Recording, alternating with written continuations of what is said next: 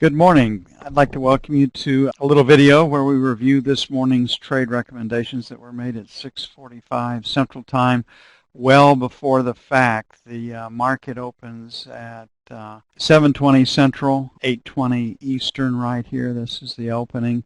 And we started off the day wanting to buy 17s to 21s. This area right in here was our buy zone. And we wanted to sell 27s to 31s. This was sell one, and you can see that the market traded into this area. The trade-off, and the reason we really like the Treasury bond is that it's 31.25 a tick, as opposed to 12.50 or 15.62 or smaller amounts. By virtue of the fact that it's a large per tick contract like this, it tends to hold people in their positions longer. They don't approach this contract with a scalper's mentality, so it's pretty easy to get a run that will net you 8 to 16, 30 seconds in this case, or $250 to $500.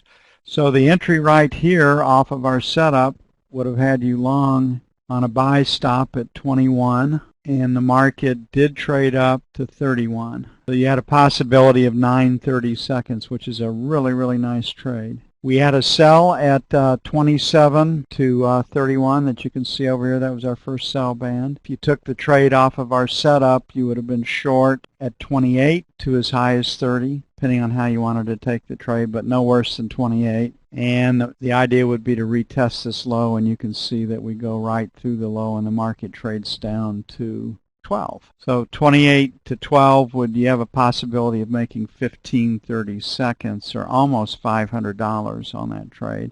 And anything in between. A conservative exit would have had you out at 19.